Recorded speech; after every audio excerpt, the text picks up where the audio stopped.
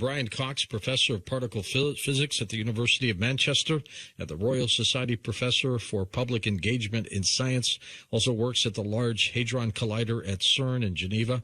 And you can also see him on his highly acclaimed BBC television documentaries, including Human Universe and the Forces of Nature, his new book, Universal, A Guide to the Cosmos. Brian, welcome back to the program. It's been like 100 years almost. Yeah, you said it's 16 years. Is that really right? Yeah, you were last on, according to my records, August 5th of 2001. Unbelievable. Wow. Long time. Yeah. How have you been? Well, good to be back. I've been kind of busy. Just a little bit. Years. As you said, last time I was on, we were still building the Large Hadron Collider. So that's a long time ago. I mean, of course, famously discovered the Higgs particle, which was interesting, actually. My most cited academic paper is on physics without a Higgs boson at the Large Hadron Collider. So how long is that collider? It's 60 miles in circumference. So it's under two countries. Most of it's underneath France, but a part of it is underneath Switzerland. That's a long, long collider. And it costs billions of dollars. But do you think we're getting our money's worth for it? Oh, absolutely. I mean, it's an interesting question, actually. There's a simple answer, which is it was constructed to either confirm or break our fundamental theory of subatomic particles. It's called the Standard Model of Particle Physics. And that's the theory that tells us how all the forces of nature, other than gravity, work, and how those forces interact with the building blocks of nature. So it's a very important piece of our understanding of the natural world. And we got to the point where there was a direct prediction from that model, which was that there was this particle called the Higgs particle, which is responsible for giving things mass in the universe at the most fundamental level. And we needed to check. We needed to see whether that theory was correct or whether it was wrong and something else was happening. And so the LHC was really constructed to do that initially, and it's shown that the theory is correct, which is a quite remarkable thing. So the next step now is to fully understand that mechanism. The theory never spelled out in absolute detail how that works, but it did predict the existence of this particle called a Higgs particle, and that's what we discovered. It's a remarkable prediction, actually, if you think about it. I mean, it's essentially a mathematical prediction which has its roots back in the 1960s, but actually, really before that, really you're talking about most of 20th century physics goes into a prediction of a new fundamental thing in nature, which is this thing called the Higgs field or the Higgs particle. And it's essentially the statement that the universe is not empty. Empty space is not empty. It is filled with something which is known as the Higgs field. And the particles out of which we are made, let's say the electrons in our bodies, are interacting with that stuff, that field, and in doing so, acquiring mass or substance. So it's a rather esoteric sounding thing. You might say, well, how on earth could we go about predicting such a thing? I think that's one of the great triumphs of science. There's a very famous essay by the physicist Eugene Wigner called The Unreasonable Effectiveness of Mathematics in the Physical Sciences. And this is a very good example of that. It almost feels unreasonable that you can predict things about reality, about the real world, by making deductions using mathematics based on observations that we've made in the past. But the Higgs is a beautiful example of that. I remember, Brian, when the Large Hadron Collider was going online, everybody thought it was going to create black holes and wormholes and suck the planet in. Well, the use of the term "everybody" is the error there. A few people in their basements who've not yet moved out of their parents' house. Yes. And then, it's one of the great problems, as we know at the moment, actually. It's one of the things we wrote the book for, one of the reasons we wrote the book. One of the great problems is how you check, how are we to weigh statements that are made and that may be widely propagated on the internet or in the media. What do we actually know about the natural world, and what is essentially emanating, as I said, from a few people sat in their basements with a computer, And it can be difficult because the availability of a story, or the visibility of a story, or even the fame of the people that propagate stories, is no guide to whether there is any sense in the story at all. And so our book, although we're dealing towards the end of the book with modern cosmology, which is extremely counterintuitive. We're talking about with some not certainty, we're never certain in science, but with some authority about things that happened in the first moments after the Big Bang, and even, as we'll discuss later, I suppose, in some sense, what happened before the Big Bang, if you define the Big Bang count. Oh. So how can we have confidence in that? I mean, it seems very far removed from common sense or from everyday reality. And it's the same with the black holes thing. How is an average person who maybe is not particularly interested in science or has no time to go and read academic papers, how is that person to make a judgment if they see a ridiculous story about a particle collider destroying the world? I mean, I should say the energy in these particle collisions, you can describe it in two ways. One is you can say that in the collisions we recreate the conditions that were present less than a billionth of a second after the Big Bang. Now that sounds scary in some sense. However, we recreate them in a very small region of space, and the actual energy of the particles colliding in the Large Hadron Collider is equivalent to a mosquito hitting you in the face. So that's not going to do much damage to your face, never mind the world. So, these are I think these are challenging questions that certainly go beyond science, which is about trust and about how we are to understand and weigh different statements. Well, you brought up something that I was going to ask you anyways, Brian, and that has to do with this so-called Big Bang. I also want to talk with you about some people talking about a holographic universe, that this isn't, that we're not real. But the Big Bang, I personally have a very difficult time understanding how something may have started before anything did. I mean, how something started from nothing. I just don't get it. Well, to begin, the Big Bang, essentially the observation, the basic observation, which was debated widely in the 1950s and really didn't come into sort of wide acceptance until the 60s. The observation is that if you look out into the universe, so let's say we look at the most distant object you can see with the naked eye, which is the Andromeda Galaxy. Okay. So you can see that on a dark night. It's just over 2 million light years away, which means you're seeing it as it was 2 million years in the past, because the light has taken 2 million years to travel that distance to your eye. So you can see that. So as you look further out into the universe, you look further back in time. And the question was, back in the 1940s and 50s, has the universe always been the same?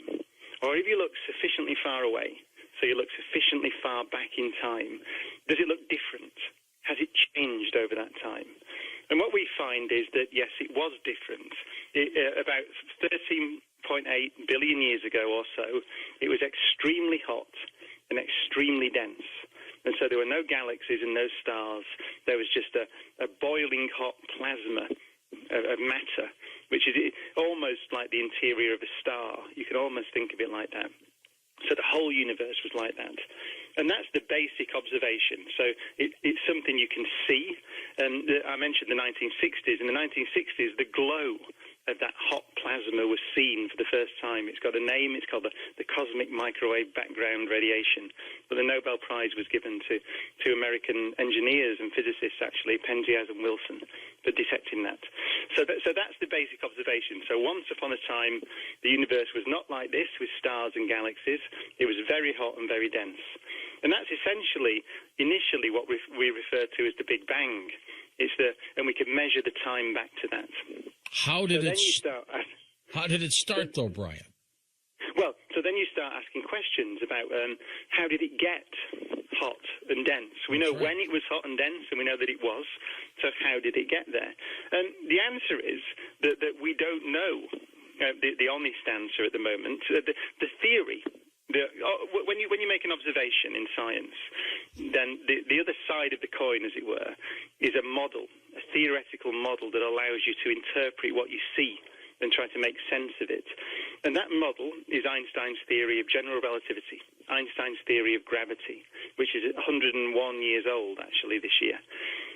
So that model breaks down when you go to sufficiently high temperatures. So it doesn't work properly. We need a better theory, and we don't have one at the moment. So that the proper answer is that we don't know what happened at the start. However, we do have some ideas, and one of the ideas is one of the key points in our book, actually, Universal, which is a theory called inflation. And it's quite simple to state, actually. So the idea is, before the universe was hot and dense, it was still there, but it was doing something else. It was in a different state, if you like. And the idea is that it was expanding extremely rapidly, and that's why it's called inflation. And the basic model is that comes to an end, and in doing so, all the energy that was driving that very fast expansion gets dumped into space, it heats it up, it makes particles, and that's what we now call that the hot Big Bang, to differentiate it from the Big Bang, which you might say is the origin of everything, and about which we know very little. So then the interesting question becomes, well, how long was the universe doing that other thing, that inflation? Exactly. And we don't know. We don't have a measurement. We have a minimum time, which is a tiny fraction of a second, actually. But we really don't know. That's the edge of our understanding and the edge of our observation. I should say just very briefly that we have good evidence, which we describe in the book, that theory of inflation is not crazy. We have observational evidence that it may well be on the right track. And one of the key, most beautiful predictions is the theory predicts how the galaxies should be distributed through the universe. So we can see that. We've made measurements. We can map the positions of galaxies, hundreds of millions of them, which we've done with a big project called the Sloan Digital Sky Survey. And when you look at that, you find that there's a bit of a pattern in the galaxies. It's not completely random. And that pattern was a prediction before the measurement was made from the theory of inflation that says that before the hot Big Bang, the universe was still in existence. So I think it's one of the most remarkable predictions in modern science. And in the book, we describe how that prediction was made, and try also to say, well, and how much confidence should you have in it? I mean, it predicts some things you can measure, like you can measure the distribution of galaxies. You can see them. But that's, I think, the key thing. There's two strands to the book. One is, as I say, to describe these remarkable things that we're saying about the universe, the understanding we have of the way the universe looks today, how it got to be this way. But also always bearing in mind that we're not trying to say to the reader, you have to take this on our word. Right, that science is the antithesis of that. So it's not that scientists are priests passing down knowledge to the people below who sort of gratefully accept it and believe it. So science is a process by which you try to understand nature. And we always, even though we get so esoteric at the end of the book, we're always trying to say, and this is why we may say this, and this is the amount of doubt you might have in these statements. Do we bring in the God factor at all, Brian? As a scientist, do you even consider that? No, I don't personally, and this is a personal thing. I don't think it's productive or useful to say, well, no scientist believes in God, or anything. That's demonstrably not true, actually. Some do. And I honestly, personally, don't think about it very much. I was brought up in a very loosely Church of England background, so really, didn't really go to church very much or any of those things. So it never really crossed my mind, and it still doesn't. I'm perfectly comfortable with people who have faith, and I'm perfectly comfortable with people who don't. I don't think about it. I have a good friend, actually, who's the dean of a cathedral in Britain. So he's kind of quite a religious man. And we go out for dinner, and we talk about physics and talk about science and talk about theology as well. But it tends to me, I tend to be quite interested in a historical sense in the different religions as ways of reacting to the world that we see. But I put no more weight on it than that. Then that's the honest answer. We're with Professor Brian Cox here at Coast to Coast, talking about his work, Universal, a Guide to the Cosmos, here on Coast to Coast. What about the holographic universe? People like Elon Musk are beginning to think we live in a digital world that might have been created. Yeah, there are different... The holographic universe is kind of a technical statement about different mathematical models and their correspondence with each other. But what you refer to with Elon Musk is the idea that we might live in a computer simulation, which is actually, it's worth exploring that. It's kind of in some ways, an in-principle argument. So we already, as a civilization, we've had computers for less than 100 years. Significantly less, actually. Let's say 50 years, really. And in that time, we've been able to build simulations of the universe. Now they are extremely coarse, but they're what I referred to earlier, actually. We can start the universe off actually before the Big Bang in our simulations, and we do some of that in the book. And we can carry it through to the formation of galaxies, and we can see galaxies form, and we can see structures in the way the clusters of galaxies are formed. So that's a simulation of the universe. Now, can you imagine that if you give us another 1,000 years, or 10,000 years, or 1 million years of technological development, can you imagine simulations of such fidelity that you could simulate essentially conscious beings in those simulations? Now, if you think that consciousness, and we have no reason to think otherwise, if you think consciousness is a property of nature, it's a process that in principle you could simulate, because you simulate the way all the atoms in your brain move and work and interact, let's say, then there seems no reason why those conscious beings in the simulation would know that they were in a simulation. And so then the question arises, well, then are we in such a simulation? Could you observe something that would let you know that? And as you say, there are some rather speculative suggestions that nature might look like that it might at some level be digitized. It might be that there are basic units of information in the universe. And that I should emphasize, this is all extremely speculative, but the nice thing about these ideas is that, and it teaches you again about how to do science, which is why I quite like them, is that you have to say, well, if you object to it, why do you object? Is it just some visceral objection? It says, I'm not a simulation. Is that all you're saying? Or are you unpicking it, saying, well, what reason could we have for refuting this idea? And it is very hard to refute the idea that we could be essentially things in a computer program. And so I emphasize to your listeners, I'm not saying that that's the case. I don't think we have any evidence one way or the other at the moment, other than the reasonably, well, the not ridiculous argument that in principle, I can't see a reason why we wouldn't, given another, let's say, 1 million years of technological progress, why we wouldn't be able to build simulations of very high fidelity. Hold on for a second, Brian. We're at this break. Brian Cox, as we talk about the cosmos, one of our favorite subjects here. Brian, back to this digital holographic type world that we may or may not be living in.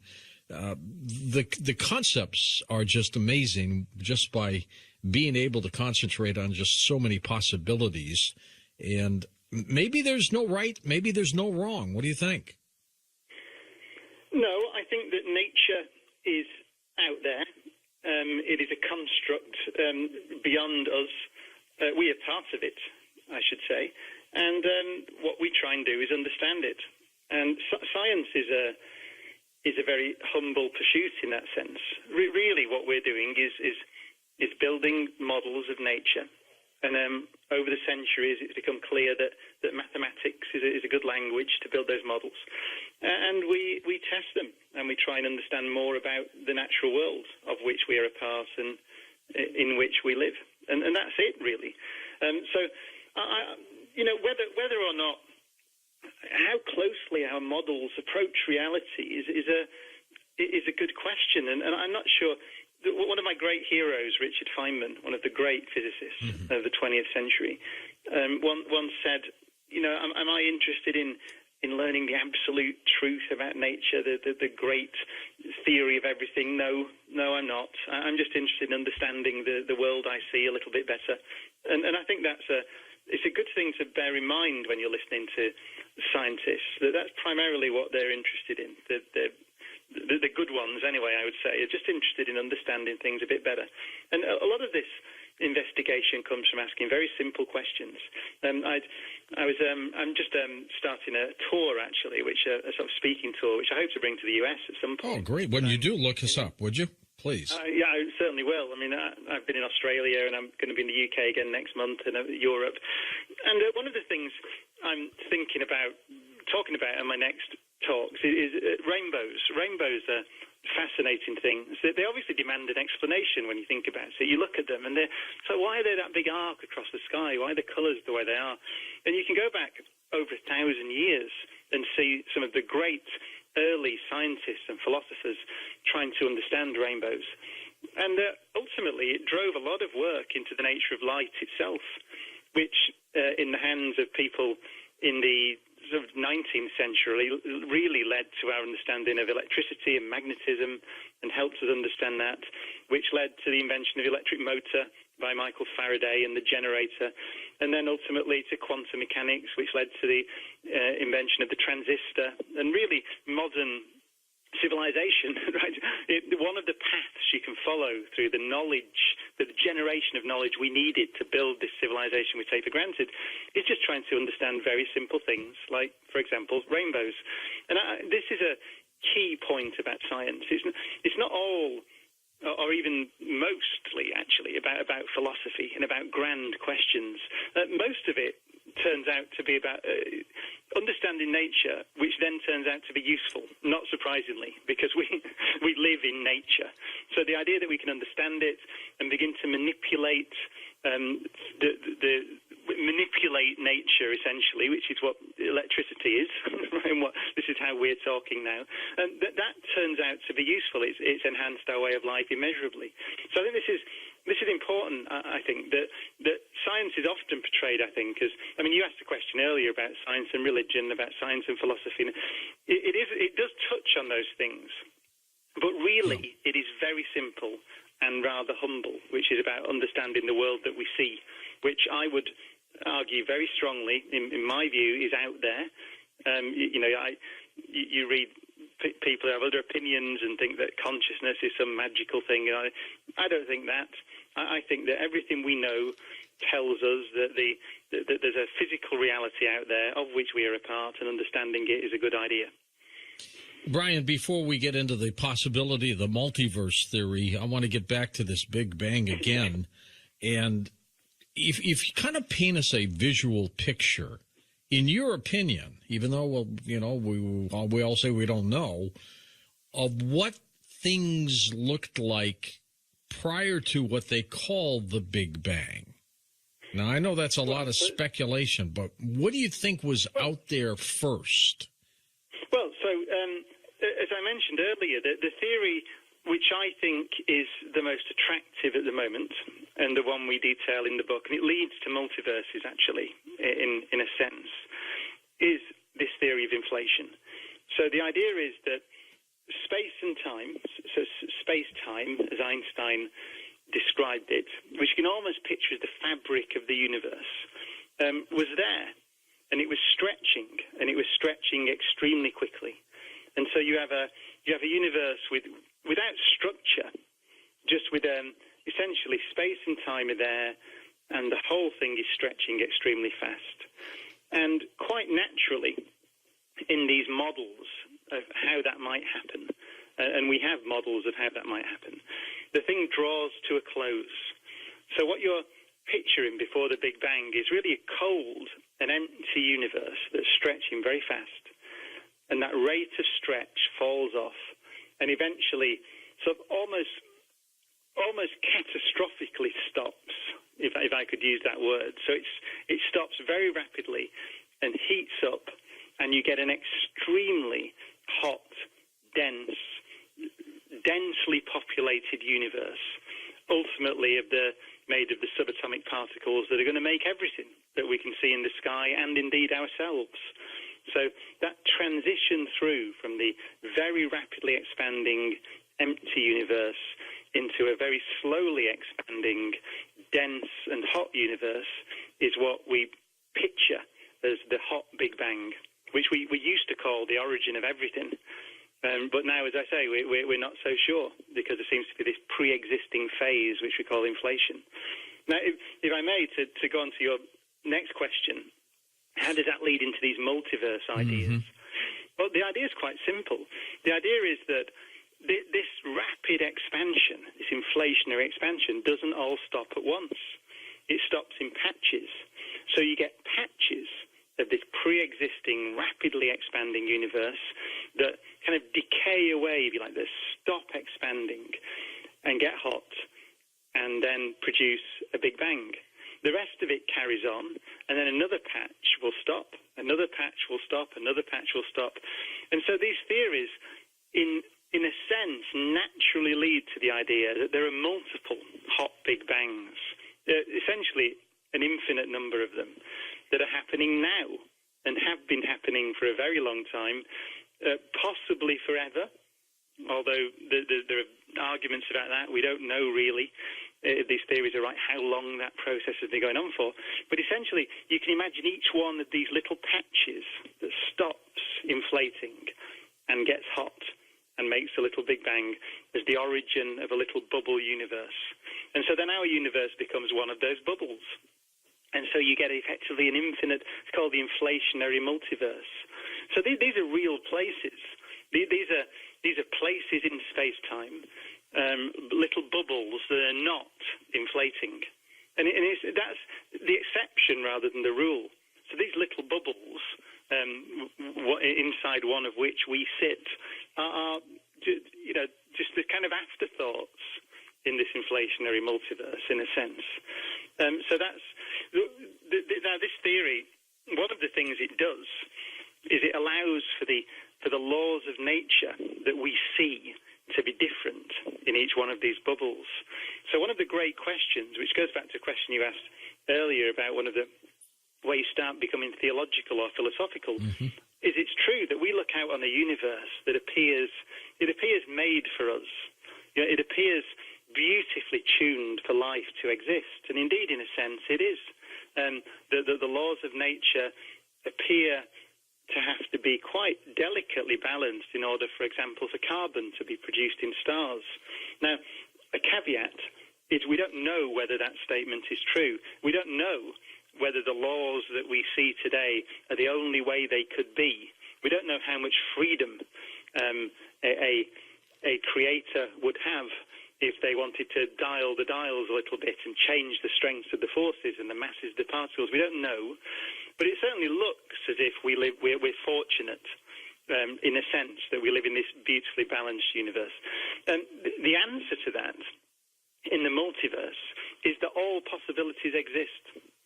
So it's like tossing a coin, and if you toss a coin enough, you will, at some point, you'll get 1,000 heads, and you'll think, wow, I got 1,000 heads. Yep. There's something strange about this coin. There isn't. It's just that you toss the coin, billions and billions and billions of times, and ultimately there's a probability you'll get your fortunate sequence of heads. And that, in the multiverse, that's one explanation in these multiverse theories for why our universe looks the way it does. It's because all universes exist.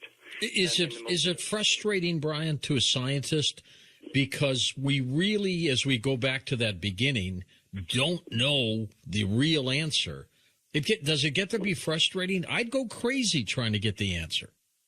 I mean, and some scientists have been very upset, if that's the right word, about it. I mean, I should say again, I mean, we're only in the business of understanding nature as she is, right? So you shouldn't be upset if nature turns out not to be the way that you kind of want it to be. Right. However, some scientists are upset because it was always a great goal of physics, and it may still be, to say we understand why the universe is the way it is. It's a theory of everything that predicts everything, perhaps from one number that you have to put in by hand, and then you get a prediction for everything. Everything follows logically. So maybe the universe we see, this universe in which we live, is the only way the universe could be. And that was kind of something that I think a lot of physicists sort of dreamt about. Wouldn't that be wonderful? It may still be the case, but within this rather larger framework of the fact that there are many universes that are all different. It's the same as saying, there's a good analogy in biology, actually. It's like perhaps physicists are being overly optimistic here. It's like saying in biology, I understand DNA. So I understand the structure of DNA, and there are 4 bases, A, D, C, and T, and I understand all that stuff. A, D, G, and T. Oh, no, see, that's right. My biology is rusty. So I understand the genetic code. And therefore, I'll predict a human. I'll predict the existence of humans using only the genetic code alone. Now, obviously, that's not going to happen. You can't do that. Evolution has proceeded over 4 billion years. The twists and turns and random things have happened. The asteroid wiped out the dinosaurs, which opened the road for the mammals to evolve into the mammals we see today, including ourselves. So you'd never be able to predict the existence of a human being from the basic building blocks of the genetic code. And it's the idea of the inflationary multiverse is really the same. So even if you have this overarching theory, each individual little pocket universe, if you like, would be like a different living organism on the planet. So they share the same basic underlying framework, the underlying laws. But the idea that you predict the existence of any one of them becomes just an impossibility. And that might be the way that the world is. And if it is, then that's the thing that we're trying to understand. Do you think, we won't use the word God, but there was something else afoot here that created all of this? It is. I have no idea. I see no evidence of that. However, it is true that absence of evidence is not evidence of absence. So That's right. I really don't know. In the book, at the end, we speculate. It's almost a bit of fun, really. But it is true that these kind of inflationary multiverse ideas, that you just basically roll a dice every time you make a little bubble universe. That's the way that we do simulations in particle physics and in physics in general, actually. So we have so-called Monte Carlo programs, and as almost amusingly, you can look at if this multiverse idea is right, you can look at it and say, well, if I was going to simulate different universes, this is the way that I'd do it. So we almost say, almost jokingly in the book, if you're looking for a creator, if there is evidence, it would almost be that you look out on this reality that looks like some computer programmer is simulating it. It almost looks like that. Now, I'm saying that with tongue-in-cheek, as we'd say in Britain, right? So that is not what I think, but you can almost begin to draw that analogy as a bit of fun, essentially. And the honest answer is we need a lot more. We have reasonable evidence for this idea of inflation, which, as I said, the distribution of galaxies. If any of your listeners know about the cosmic microwave background, this is this oldest light in the universe, the afterglow of the Big Bang, it's often described as. And there's structures in that, and the way that is distributed across the sky, that is also predicted beautifully by inflation. So we have some idea that this theory of inflation might be on the right track. But that's as far as it goes at the moment. And the multiverse thing is an addition to that. You would have to find some way of making a prediction you could test against observation for that to become a real physical theory. And we don't have that at the moment. So some people speculate we may. It may be that if you look at the oldest light in the universe or this distribution of galaxies on the sky, it becomes so compelling, our predictions become so precise that we really begin to have strong confidence in these theories. We're not there yet, though. So, yeah, you might have gathered, I really believe what I said earlier, which is physics is... and science in general is a humble pursuit. It's about taking small steps and understanding what you see as best you can. And if you're led to tremendous statements about the origin of the universe, then so be it. But if you set out, I mean, this is really important, if you set out to explain the origin of the universe, you would never have had a chance. You don't start from that. If you look at the history of astronomy and cosmology, what we set out to do was understand the motion of planets against the stars, something that everybody can do from their back garden. And then we set out to understand why the light from the stars is the way that it is, and why the light from galaxies is the way that it is. And on we go. And we end up with this understanding our universe is expanding, which suggests that it must have been smaller in the past.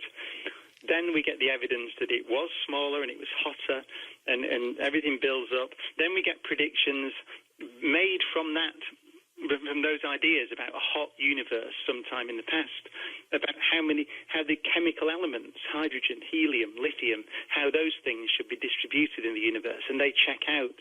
And so that prediction makes sense. And on you go, and you build a picture which then starts to talk about the earliest times in the history of the universe. But you didn't set out to do that. And I think that's very important. It's mind-boggling, though, Brian, just trying to put the pieces together of how this was created, how it began, what nothing was. And that's another thing. What is nothing? Well, I mean, so we have two great frameworks within which we talk about the universe. One is, as I mentioned before, Einstein's theory of general relativity, which is a theory of space and time, which is extremely successful, passes every experimental test even today. You may have noticed this great measurement of gravitational waves made in the United States last year. Yes, which is another that's right. century-old prediction of Einstein's theory. So it's a beautiful theory. The other pillar is quantum theory, which, again, it's 100 years old. It's extremely precisely tested, and it's extremely useful, and it allows us to do things, as I said, like build transistors and lasers and all these things. So it's a very useful theory. But that really tells us there's no such thing as nothing, or at least there's no such thing as empty space. Let's talk more about that, Brian. We're at the top of the hour. We're going to come back. We'll talk more with Brian Cox. Brian Cox with us. We'll get to your calls as well. Brian, if you could get that one question answered about anything about the cosmos, what would that question be?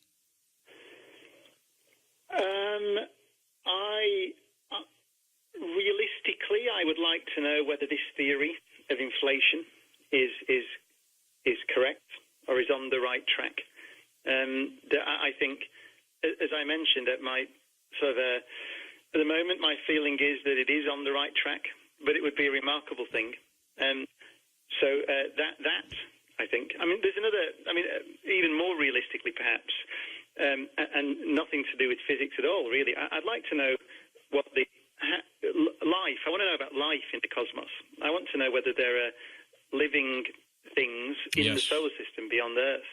I mean, you may have seen the story from NASA a couple of days ago about this little moon of Saturn called Enceladus. Yes. Where it seems, this is only about 300 miles across, tiny little place, but it seems like there are the conditions present below the surface that were present on Earth 4 billion years ago when life on Earth began.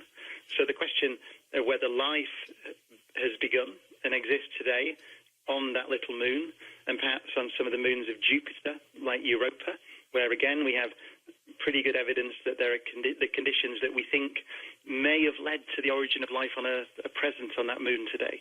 I'd like to know whether life has begun out there in the solar system and beyond. I think it's probably teeming with life. I think this primordial soup is the same all over the universe, And so it's just a matter of the right complexity and mixture of, the planet close to its star with water. And I think it jumpstarts. Yeah, I would agree with that. That's my feeling. And so now we know that those conditions are present in our solar system beyond the Earth, then it makes absolute sense to go and look, which I think NASA are planning to do, and rightly so. Some people believe we've been visited already here by extraterrestrials who have been able to manifest a system of propulsion far unlike what we have now, and they're able to bend space and time to get here. What do you think of that? Well, I mean, it wouldn't surprise me.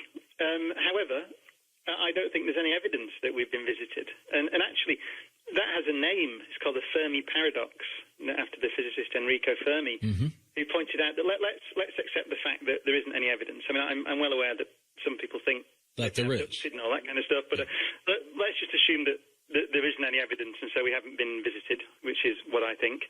Then the question immediately arises, why? Because, as you rightly say, that there seems to be a sense of inevitability about the origin of life. Now, that's only based on the fact that it began pretty much as soon as it could on the Earth, and we see other places out there, even in the solar system, where those conditions are present, as I mentioned earlier. So you might think life begins given the right conditions. We've recently discovered thousands of planets around distant stars in the Milky Way galaxy alone, some of which are in the right distance from the star to be habitable, have liquid water on the surface, etc. So there are plenty of room, and there's been plenty of time for life to emerge and then to evolve into the sort of complexity we see on the Earth. So you might expect there to be civilizations out there in the Milky Way. But we've not detected radio transmissions. We have no physical evidence that they're there. We've made no observation that suggests that there are other civilizations out there. So that's why it's called a paradox. So I don't know the answer to that. It could be, and it's interesting, if you speak to biologists, they tend to have a different view to astronomers. Astronomers say what I just said. Loads of places, loads of planets, billions of them, billions of years. Surely the universe should be teeming with life. However, if you look at the history of life on Earth, it took 4 billion years to go from the first life to a civilization. Now, that's a long time. That's a third of the age of the universe. So could it be that whilst microbes, let's say simple life, single-celled life may be common, complex multicellular organisms, never mind intelligent organisms, may be extremely rare. And I think that's worth considering. I think this is, Carl Sagan used to say that astronomy is a humbling and character-building experience. Cosmology and astronomy are not just esoteric, they focus our attention back on ourselves. So let's imagine, I just heard one of your adverts there talking about North Korea and the situation out there. Geopolitics is complicated at the moment. Imagine if it's true that we become increasingly convinced that civilizations are rare in our galaxy, let alone across the universe. Then does that mean, what does that inform our behavior? It certainly should do. It may be that the intelligence is like us that can look out into the universe and give it meaning in a very real sense. It could be those things are extremely rare and therefore valuable. Would that realization bring us together? Would it mean that we are less cavalier about our own survival? Would it mean that we think twice about pointing missiles at each other? I think quite possibly yes. When you consider it for a moment, that these places like ours may be very sparsely distributed across the universe, then it would be idiotic for us to wipe out the fruits of very unlikely fruits of 4 billion years of evolution because someone with an idiotic haircut in North Korea decides to, I'm not going to say it on air. But you're right. But we were talking about that around, whatever you want. So I think this is where Sagan was great, because Sagan always emphasized that this thing we're talking about, science, it's not divorced from our behavior. It's not one sort of small component of what we do. It can inform us. It has things to say, this process of discovery. about how we should behave. And that's very important.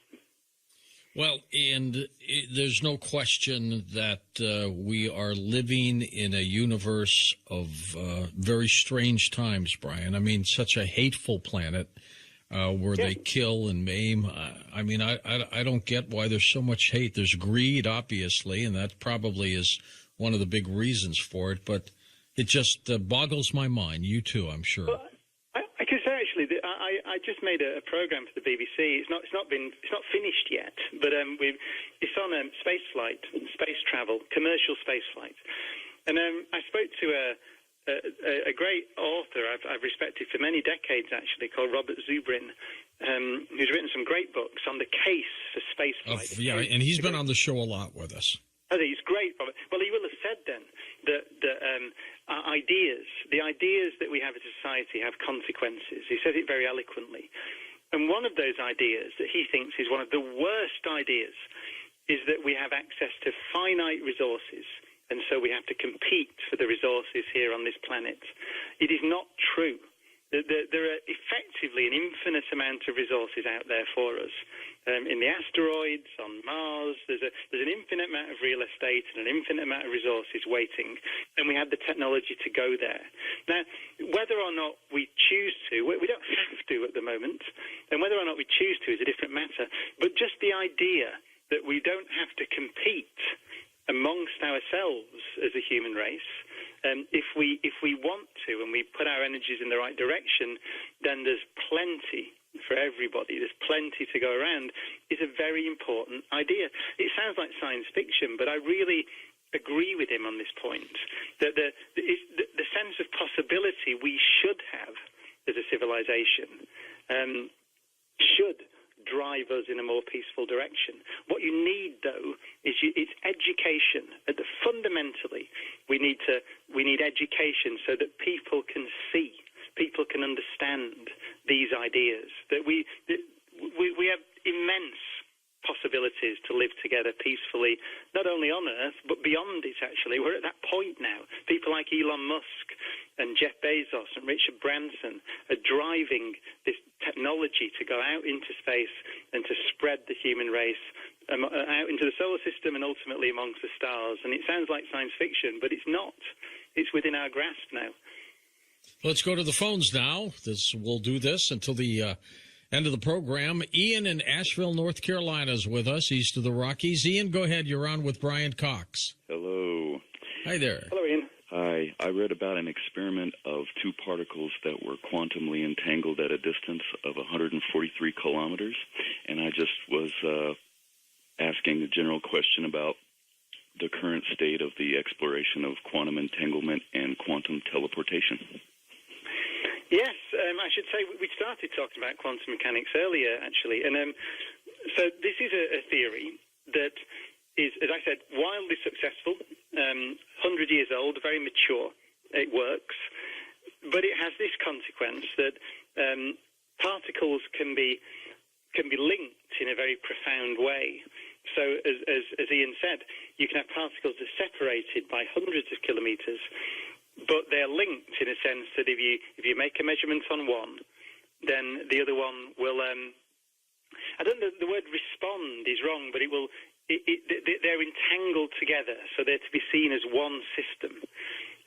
Now that might seem to suggest that you could transmit information instantly between these two particles. If you do something to one, the other one changes. Quantum theory, in a very subtle way, doesn't allow you to do that. But yet it still says that these particles are linked and respond. If you do something to one, the other one responds instantly, but in a way that doesn't allow you to transmit information. I should say, if you could transmit information that way, you could build a time machine. So, and That's right. The universe appears not to be built in such a way. However, as you rightly say, this is technology now. So what it does allow you to do is build very highly secure encryption technologies. It allows you to literally teleport things in the way single particles, which is exactly what you said. So the teleportation, at least of single particles, has been demonstrated. and it's built in. It's essentially built in, or the same techniques are built into these encryption technologies. So that's the state that we're at. I should say that the theory itself works beautifully and makes predictions that agree with the measurements that we make. How exactly the theory does that, I think, is not understood. I just published a paper recently, actually, with my co-author Jeff Forshaw on Universal, an academic paper on this, and so I would say that the understanding of really what's going on is not fully there yet. I would say, but the technology, as you say, it works, and the theory itself works. But our quantum theory is a funny thing because it requires an interpretation. And most theories don't. Newton's laws don't require an interpretation, but quantum theory does. So when you ask whether it's just a model or whether it really is describing something fundamental about reality, there are many physicists that have different views. A good friend of mine, Sean Carroll, I don't know if you've had him on the show, but he's written a very good book recently, he is a very strong supporter of the so-called many worlds interpretation of quantum mechanics, which says that actually everything that can possibly happen does happen. So every possibility is real. And he's a very strong advocate of the fact that that's going to be the interpretation that plays out. But again, it's in that realm of not really knowing. Although what we should say is that the theory itself is robust and makes predictions that can be tested. And one of them, as you said, is this entanglement idea. Brian, they say our universe is between 13 and 14 billion years old. How do they know that? Oh, it's actually a very simple measurement, and we do that measurement in the book, in Universal. So one of the things I should say about the book is that we start off with asking, how do we know things? And one of the things, we start off with very simple things. How do you know the radius of the Earth?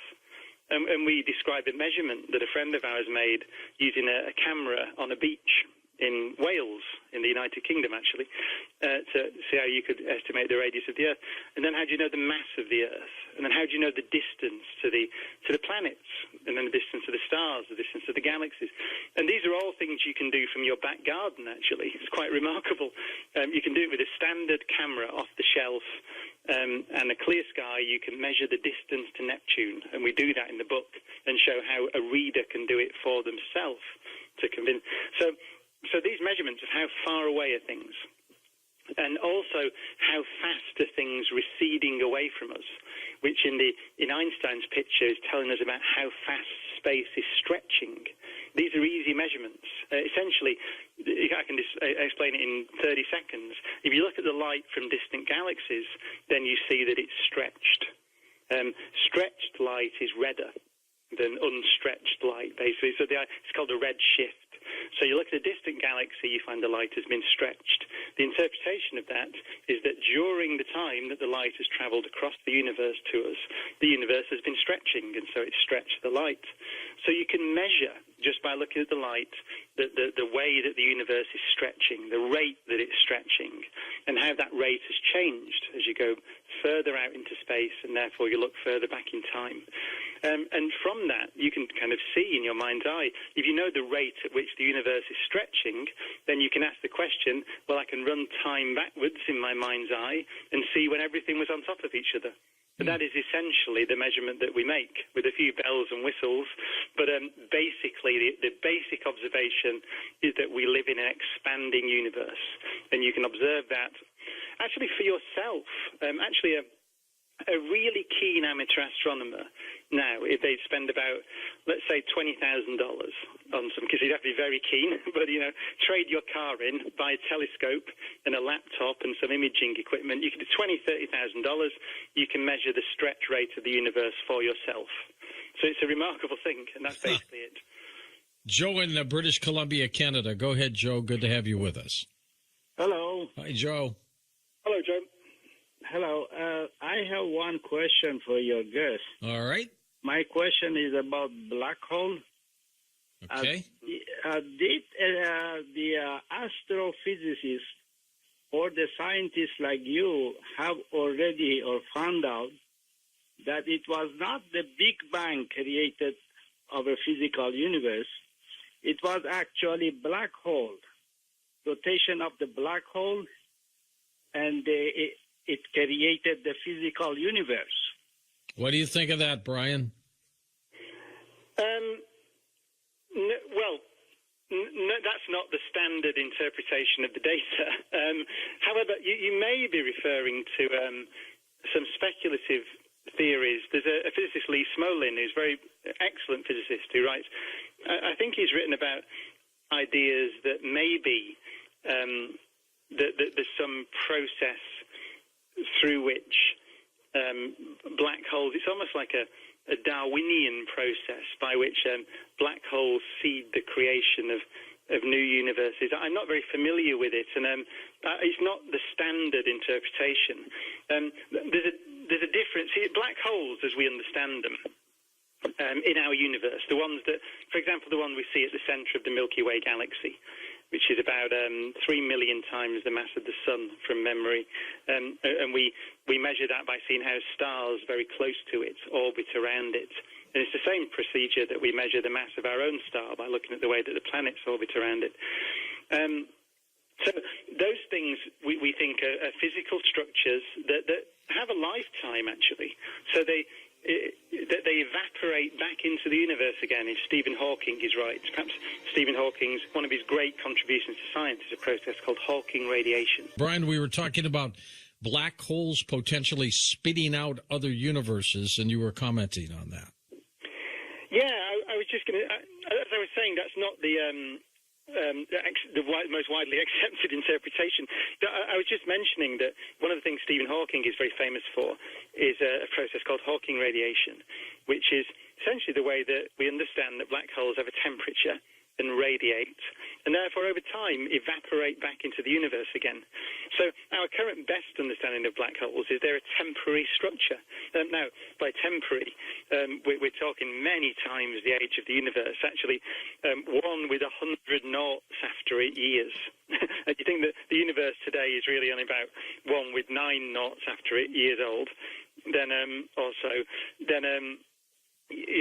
actually. Then you start to see that there's a vast difference here in timescales. But we do think that they're probably temporary structures, and so they evaporate away ultimately. So that's the current best understanding. I was going to comment, actually. I don't know whether the ads that I was listening to, everybody listens to the same ads, but I heard somewhere that someone said the moon is hollow. It isn't. Yes. It's and the an way upcoming that we show. know that, in fact, it's in the book, actually. It's one of the first calculations that was done, which leads from Kepler and Newton. So we're talking about people that did their physics back in 1580 through to 1680, is that you can work out the mass of something by looking at the way things orbit around it. So in the case of the sun, there's a relationship between the orbital period of the Earth, so it takes 1 year to go around, and we know how far it is away, 93 million miles or so. And that gives you the mass of the sun multiplied by the strength of the force of gravity. So that's from Kepler and Newton, 1680 or so. So the strength of gravity was measured in the 1790s. Right? One beautiful experiment that we describe in the book, which was putting a pendulum next to a mountain. Can you imagine that? And much the mountain flex the pendulum. Incredibly difficult experiment, but it was done. Back in 1790, 1800 or so. So once you've got the strength of the gravitational force and you can see something orbiting around something else, you can measure the mass of the thing. And we have spacecraft that orbit around the moon, so that allows you to measure the mass of the moon, and that allows you to, because we know the size of the moon, because we know the distance and how big it looks, you can sense it is. And that's just one way of measuring the mass of the moon.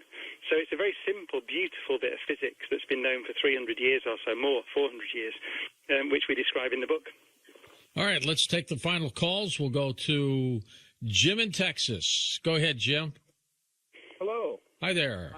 Very interested. I'm convinced of the expanding universe, but I believe, and I believe very strongly, that the universe is a torus. Are you familiar with this concept? No. I would say that one of the fundamental, it's actually an assumption, but with some observation, that goes into our model of the universe, into Einstein's model of the universe, essentially, is that the universe is what's called homogeneous and isotropic, which in normal language means that it's the same in every direction and the same everywhere. So it's the ultimate Copernican principle, if you like. There are no special places in the universe. So you might say it's spherically symmetric. And that model agrees with observation. So there's a link in Einstein's theory of general relativity between the distribution of matter and the way that the universe expands and the way it behaves. And what we do see is whichever direction you look, on the large scales, the universe is the same and is expanding in the same way. So that would rule out a geometry of the universe that's not spherical, not uniform, within the bit we can see. And it's a very important thing, which is quite interesting. We can see out as far as light has been able to travel over 13.8 billion years. And that's actually to the cosmic microwave background I mentioned earlier. Now, we have very good evidence. We're pretty sure the universe extends beyond that because of the way that it behaves in its expansion. But we don't know what the largest scale geometry or shape of the universe is. But the bit we can see is completely uniform. So that's what we can say. When the universe expands, Brian, what is it expanding into? What's on the other side of it? Well, Einstein's theory only tells us about the rate at which the fabric of the universe stretches. So really, strictly, what our theory is of pre-existing space-time, so the pre-existing fabric, if you like, and the theory tells us how that stretches or shrinks in response to the stuff that's in it. And that's it. That's what we have. So we don't have a theory about the origin of that fabric, of the origin of space and time, as I said earlier. But what we do have is a very good theory about how it changes, given that it's already there, in response to the stuff that's in it. So that's I'm not trying to be evasive here. It's very important that in science you need to know the edge of your knowledge. What do we know and what don't we know? Well, what we know is how space-time stretches, which doesn't tell you anything other than how it stretches. But I should say, though, the picture is that you're not to think of the Big Bang happening somewhere in a big box. I mean, the way that Einstein teaches us to think of space and time is that it's essentially there's not a pre-existing box. Space doesn't pre-exist and the universe burst forth into it. It's a part. The Big Bang happened everywhere in our standard picture of the universe because space has always been there. And it's stretching, as I say, and it's been stretching for 13.8 billion years at least. And all we know is that if you wind time back, then everywhere was hot and dense. So the Big Bang happened in front of you. That space that's in front of you was present at the Big Bang. And it's just been stretching and cooling down for nearly 14 billion years. And do you believe that the Big Bang occurred with a universe that was smaller than a pinhead, as some people have said? Oh, yeah. I mean, so the theory I've described, the inflationary theory, what you can say is that the observable universe we see today, which is actually 93 billion light years across, or something, that's because what's the most distant thing we can see? As I said, it's the cosmic microwave background, and that light has been traveling from nearly 14 billion years from that point to our eyes, but space has been stretching during that time. So you could say, where is that point now that emits light? Because it's been stretching away from us, essentially. And it's about, as I said, the universe is about, when you do the sums, you get about 90 billion light years across or something. So you can ask the question, how big was that? From what size piece of space did that come from? And that's where we can trace it back to these subatomic patches of space. So with some confidence. So, and we do this in the book. We start, it's smaller than an atomic nucleus, a little patch of space, and we let it stretch and expand and let the physical processes evolve and change. And from those models, we get the predictions, for example, about the distribution of galaxies in the sky that I said earlier. So yes, we have a reasonable. We can speak with reasonable confidence about a time when the observable universe was in a space smaller than the nucleus of an atom. Not infinitely small, though. We don't know. Our physics stops at some point. But I think it's a remarkable thing that we can follow the evolution of our universe from when the bit we can see was smaller than the nucleus of an atom and make sensible predictions that we can verify by observation. Joe in the Bronx, welcome to the program. Joseph, go ahead. Hey, George, how are you? Good, Joey. Brian Cox, I wanted to ask you, since you were speaking about measurements earlier, namely time and light, can these be altered or manipulated? And also, do you believe that the speed of light is always constant? I also have a follow-up question on your mention of rainbows.